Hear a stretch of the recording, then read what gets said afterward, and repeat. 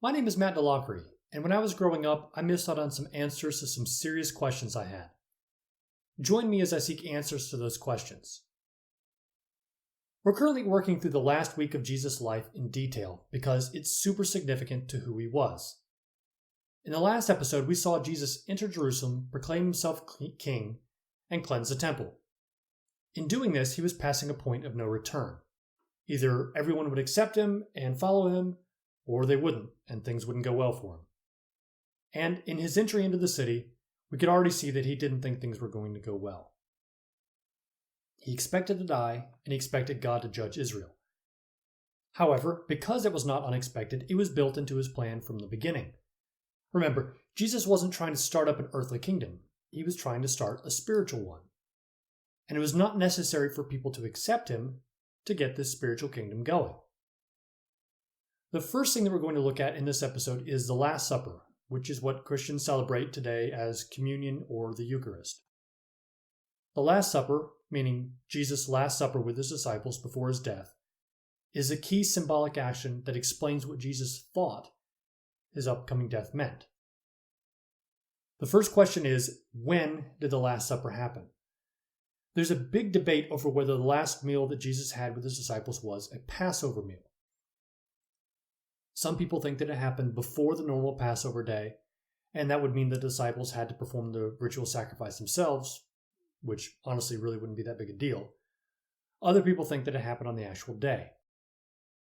This question gets into a lot of biblical chronology, and it's really not that important for what we're trying to do right now. That might be a topic that we get into in a future series. The main question in this debate, though, is was Jesus attempting to celebrate a Passover meal, whether it was on the actual day or not? Because if he was, then there's significance attached to that, because the Passover meal had meaning. Essentially, the Passover meal told the history of the Jewish people and their divine deliverance from Egypt in the Exodus. If Jesus was celebrating a Passover meal, then he would be retelling the history of the Jewish people and their divine deliverance from Egypt, and how God was delivering them again through him. In looking at what Jesus actually said during the meal, this seems that it's very likely he was celebrating a Passover meal, of sorts anyway. Jesus merged the traditional Jewish story of deliverance from Egypt with his own life and ministry and explained how God was instituting an even greater deliverance through his own death. And he invited those partaking in this meal and those who would partake in this meal in the future to become a part of this deliverance. So let's get into the meal itself and see how he did that. The earliest records we have of the meal itself come from Mark, the first gospel to be written, and 1 Corinthians, which is a letter by Paul that actually predates Mark. Now these two passages are fairly similar, but they're not exactly the same. So, of course, there's debate over exactly what happened and what Jesus said, just like there's debate about everything. Now, this is complicated by the fact that both of these records are in Greek, and Jesus most likely spoke in Aramaic. And so because of the difference between the two languages, it's not easy to be completely certain exactly what the original words were. And so basically what that means is we shouldn't be, overly concerned about the exact individual words and the exact meanings of them. And we really just shouldn't press those too far.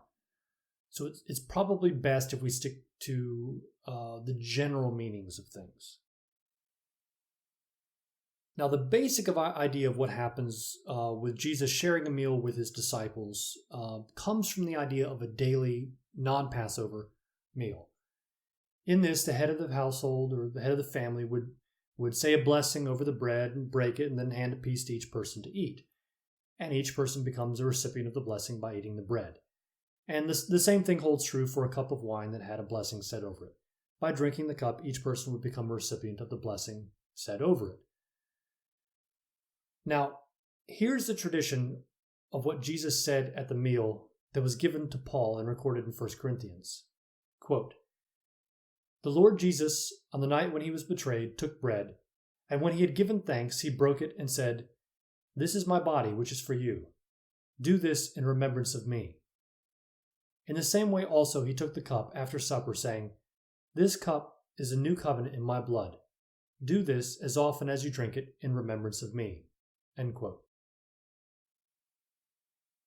So even without any Passover meeting and just thinking about this as a normal meal, it's clear that Jesus' disciples, when they were eating the bread and drinking the wine, were participating in the words that Jesus was saying, because that's how normal meals work. But when we add in the concept of a Passover meal and consider that what he was actually saying about his body broken for them and the new covenant in his blood, things get much more involved than a simple blessing like any normal person might say at dinner. So there's a whole lot here, and we need to unpack it if we're going to understand what Jesus was doing. First, we need to understand that the words that Jesus used pointed back to several passages in the Old Testament. First up is Exodus 24:8. Quote, "And Moses took the blood and threw it on the people and said, 'Behold the blood of the covenant that the Lord has made with you in accordance with all these words.'" End quote. This was from the first covenant that God made with the people of Israel, which was the law. It's significant that Jesus' words sound reminiscent of Moses's. This was not by accident. The other passage we should be aware of is Zechariah 9, verses 9 through 11. We talked about the first verse 9, with Jesus' entry into Jerusalem. Verse 9 says, quote, "Rejoice greatly, O daughter of Zion. Shout aloud, O daughter of Jerusalem. Behold, your king is coming to you, righteous and having salvation is he, humble and mounted on a donkey, on a colt, the foal of a donkey." End quote. Now here's verse 10 through 11. Quote, "I will cut off the chariot from Ephraim and the war horse from Jerusalem, and the battle bow should be cut off, and he shall speak peace to the nations. His rule shall be from sea to sea, and from the river to the ends of the earth. And as for you also, because of the blood of my covenant with you, I will set your prisoners free from the waterless pit." End quote. This is a really interesting passage. Remember, this is a part of the passage that Jesus was acting out when he entered Jerusalem. And in verse 11, God talks about the blood of my covenant with you, pointing back to the covenant he made through Moses. Now, we have Jesus talking about his own blood and making a covenant, specifically a new covenant, and he's doing it in the context of messianic victory from Zechariah. Jesus started living out these verses when he entered Jerusalem, and now he's continuing them by instituting a covenant with blood, specifically his blood. Now, Jesus called this covenant that he was instituting the New Covenant, and he didn't make that up. That was actually a thing. Jeremiah 31, verses 31 to 34 say, quote, "Behold, the days are coming, declares the Lord, when I will make a new covenant with the house of Israel and the house of Judah, not like the covenant that I made with their fathers on the day when I took them by the hand to bring them out of the land of Egypt, my covenant that they broke, though I was their husband, declares the Lord. For this is the covenant that I will make with the house of Israel after those days, declares the Lord. I will put my law within them, and I will write it on their hearts, and I will be their God, and they shall be my people. And no longer shall each one teach his neighbor and each one his brother, saying, Know the Lord, for they shall all know me, from the least of them to the greatest, declares the Lord. For I will forgive their iniquity, and I will remember their sin no more." End quote. In Jeremiah, God says that he will make a new covenant with Israel. At the Last Supper, Jesus is saying that he is beginning the new covenant. In Jeremiah, God says that this new covenant will be one where the law will not be written on tables of stone. Think of 10 Commandments, Moses. Rather, it will be written on people's hearts. And this covenant is about taking away people's sins rather than helping them get their land back or have victory over their enemies. This passage should make us think about the disconnect Jesus had with everybody during his ministry. During his ministry, Jesus worked to build a spiritual kingdom rather than a physical one. And he continues that here by saying he's beginning this new covenant spoken of by Jeremiah. Now, let's return to the Passover meal and pull all of this stuff together. The Passover was all about God freeing his people from slavery in Egypt and bringing them into the Promised Land. To a first century Jew, this was not merely something way off in the distant past that they were remembering merely out of tradition. First century Jews in Israel were living in the Promised Land, but they were still being ruled over by foreign powers. They were waiting for God to redeem his people and fulfill his promises. Jesus was saying that the new Exodus was happening in and through him, but it was going to look different than everyone was expecting. Instead of announcing freedom from their Gentile overlords, Jesus was announcing freedom from their sins. This is what Jeremiah said was coming with this new covenant God was making. Jesus was saying that it was beginning here and now. And the Lord's Supper was how that happened. Jesus said that the bread represented his body and the wine represented his blood, the blood of the new covenant. Therefore, by receiving the bread and the wine, the disciples were taking on to themselves what would happen to Jesus' body and blood. In other words, his death, which was to happen shortly.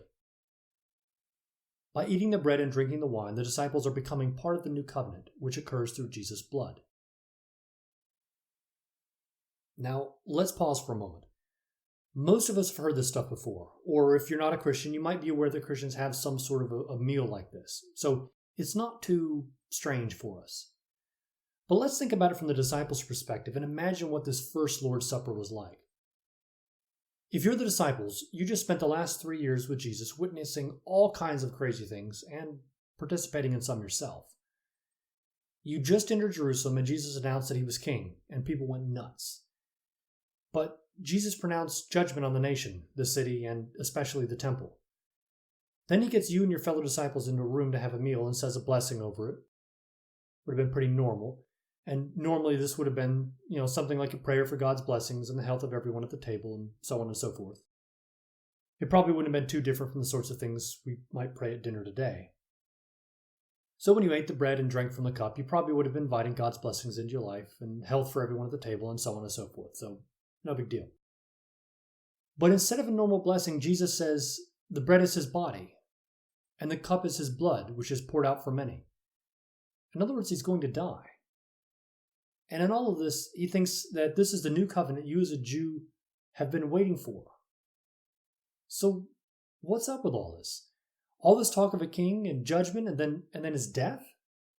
And to make it worse, he hands you the bread and the cup and says, "Join me and participate in my death." This is a situation that the disciples would have been in. And for that matter, when Christians have taken communion or the Eucharist, for the last 2 millennia, all the way up until today, this is what they mean. They are joining Jesus. They are following him into who knows what. But given that Jesus was telling everyone he was about to die, and then he did, that should probably give us an indication of what it meant and means.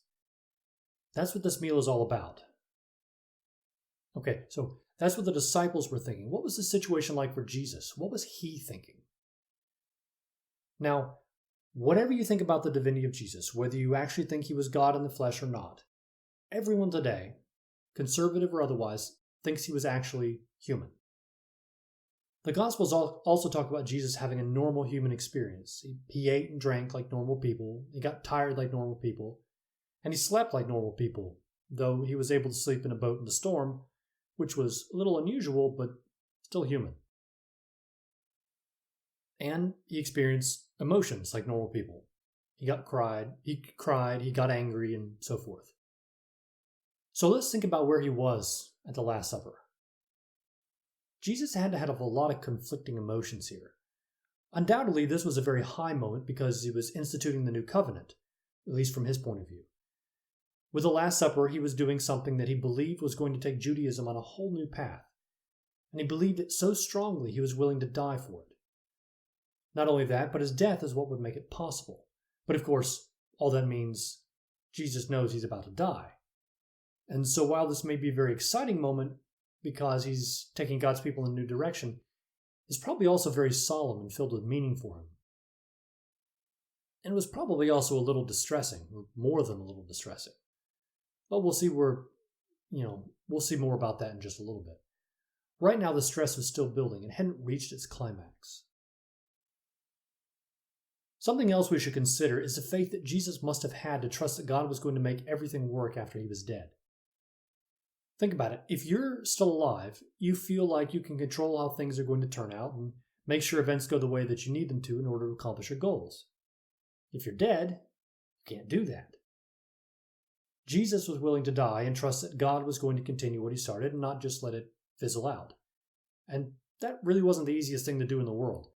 The disciples hadn't been the brightest followers ever. They were kind of dense. And Jesus knew that one of them was going to betray him, Judas. He even said so at the Last Supper, and Judas left to go actually betray him.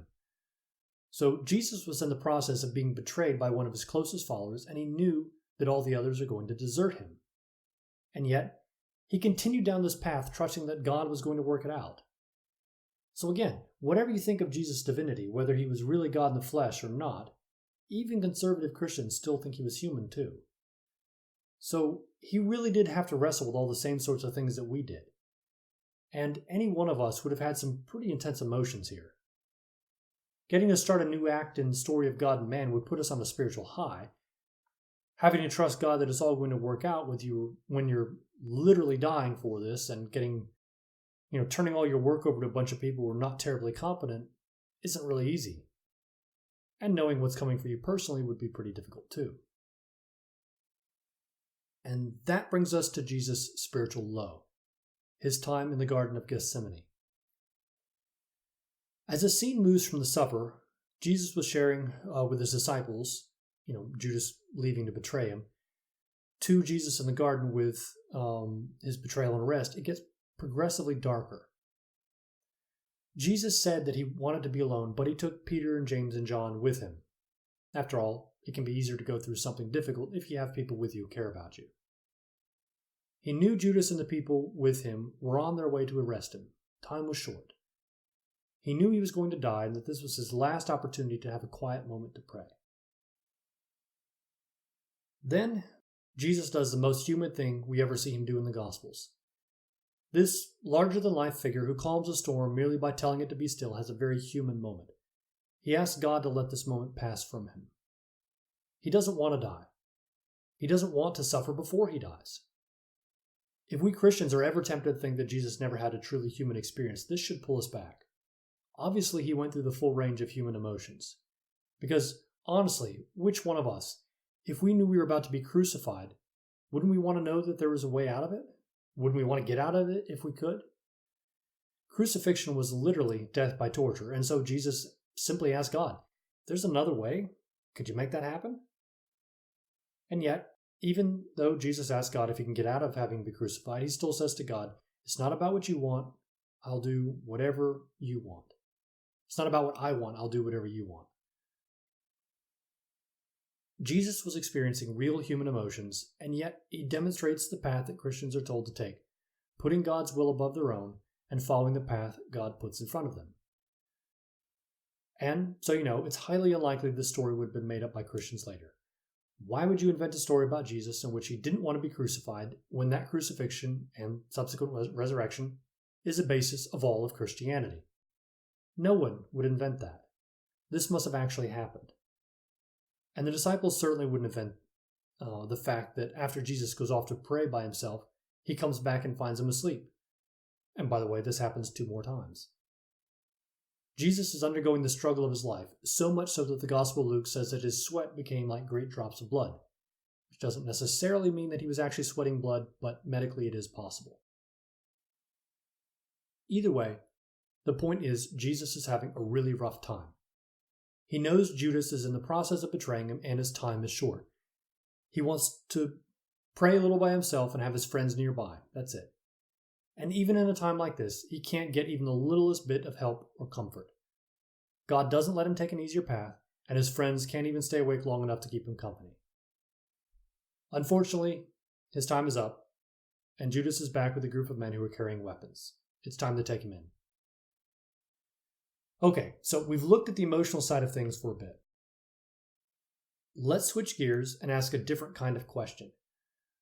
Why would the authorities need someone to betray Jesus? We may never have thought much about that question, but if you take a minute and think about it, it's actually a really good one. After all, Jesus was regularly teaching in the temple and was in public constantly. Why would the authorities need someone to betray Jesus? I mean, he was right in front of them pretty much daily. Finding him, though, probably wasn't the complete problem. And this is the need for somebody to betray him. They needed to find him when he was away from the crowds. You see, a lot of people regarded Jesus as a prophet, and a lot of people didn't. Now, if the authorities had arrested Jesus during the Passover season, when the city was jam-packed with people, what do you think would have happened? The people who liked Jesus would have gotten really upset and might have resisted his arrest. And the people who didn't like Jesus might have resisted them. And suddenly you have a good old-fashioned riot on your hands, complete with opposing sides fighting each other. Think of a sports riot times 10.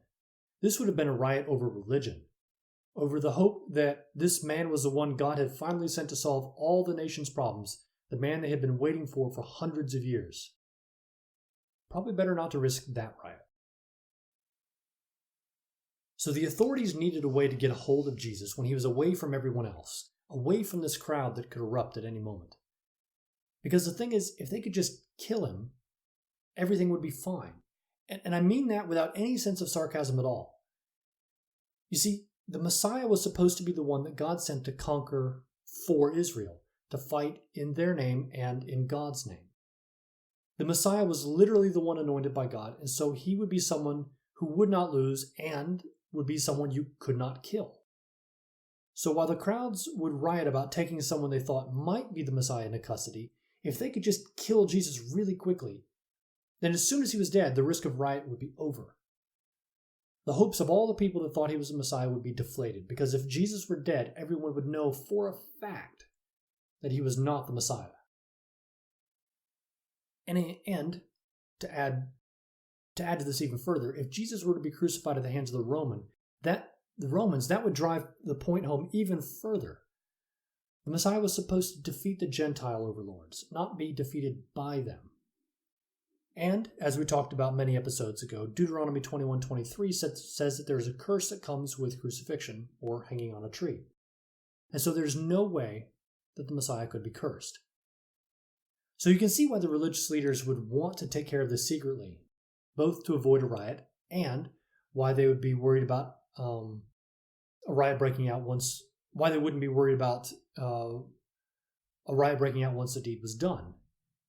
If they were able to kill Jesus, no one would believe in him anymore.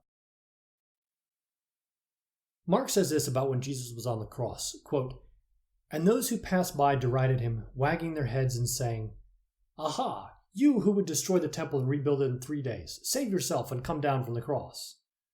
So also the chief priests with the scribes mocked him to one another, saying, 'He saved others, he cannot save himself. Let the Christ, the King of Israel, come down now from the cross, that we may see and believe.'" End quote. This is why the people, and especially the religious leaders, were mocking him on the cross, because if Jesus really were the Messiah, he could not have been crucified. And they may not have been entirely lying that if Jesus came down from the cross, they would have believed in him. If he had taken himself down from the cross, healed himself, and then killed Pontius Pilate and run the Romans out of Jerusalem, they may very well have believed. Of course, they would have been believing the Messiah that they wanted, not the one Jesus had been presenting himself as this whole time. So when he was crucified and then died, it proved beyond a shadow of a doubt that they were right all along. Jesus was not the Messiah. And this is what they were hoping for when they sought to arrest him in secret.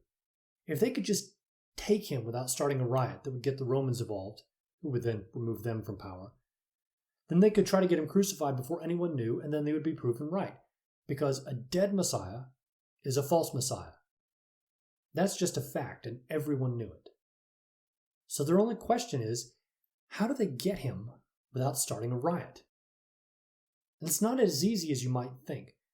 During the Passover season, as we've talked about, the city had several times as many people in it as usual. Imagine if the population of your town or city suddenly tripled in a matter of days. What kind of mess would that make? There weren't enough places for people to stay. Everyone who knew somebody was staying with them.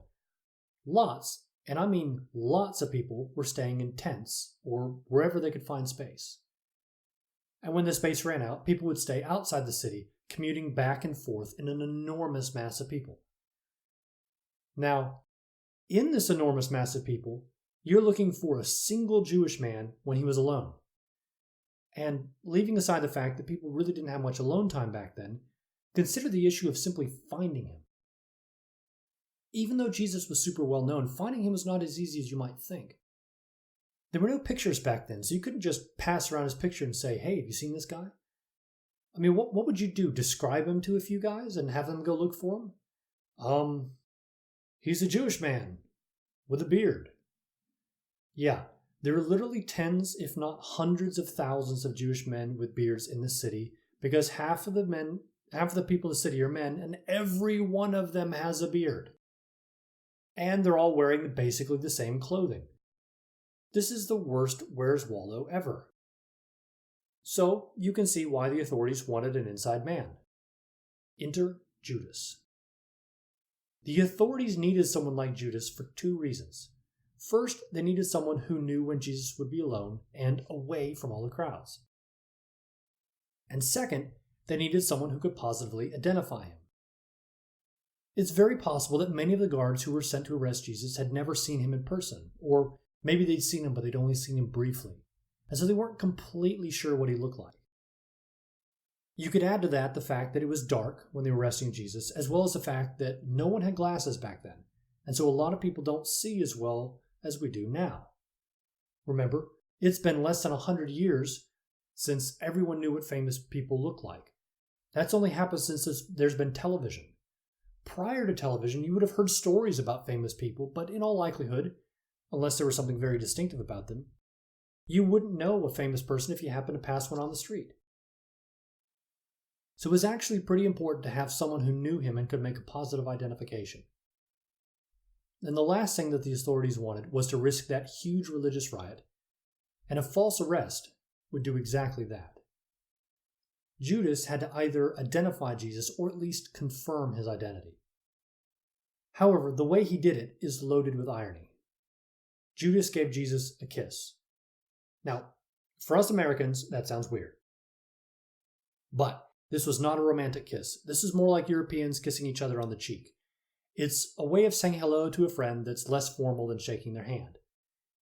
In first century Israel, this was the normal greeting between teacher and disciple. Judas was using the greeting he would give his teacher as a sign for who the guard should take into custody. I mean, he could have just pointed and said, "That's him," and really that would have been more appropriate. After all, if Jesus is turning Jesus in, it's not like he's acting like a disciple anymore. The fact that he gives the customary kiss of greeting that would have normally been given to his teacher just serves to underline his betrayal. And so, Judas comes with a crowd of people to arrest Jesus. What's also worth noting is that these men came with swords and clubs, though it was probably not a mob. The people who came to arrest him came from the chief priests, and depending on which gospel you read, probably there are some other people who came as well. Obviously, though, they were expecting resistance, and while there was some, it was not from Jesus. Jesus actually stopped the resistance and went with them willingly. This whole time Jesus was preaching, nobody really got his message. And there's all sorts of ironies in Jesus last week that point towards people just not getting it. In his triumphal entry into Jerusalem, the people cheering for him were cheering for him as an earthly king who would lead them in revolution against Rome. This caused Jesus to weep and predict their destruction by Rome. Those who came to get Jesus expected violent resistance, and yet Jesus went willingly. Pilate expected Jesus to make a case for himself so that he wouldn't be crucified, but Jesus didn't do that. Jesus was crucified as a revolutionary, but he was the one who said, "Give to Caesar the things that are Caesar's." People just didn't get Jesus. The men who came to get him came with weapons as if they expected resistance. Peter briefly attempted resistance, draws a sword, and cut off the ear of the high priest's servant, Malchus. But Jesus rebuked Peter and said that he will follow the path that God has put in front of him, the very thing he was asking God to change when he was praying in the garden right before this. And yet, now that he knows that this is where God wants him to go, he goes willingly. And so, Jesus is led away to be tried for his crimes. And that will be the subject of the next episode: Jesus' trial before the Sanhedrin, and then his trial before Pontius Pilate.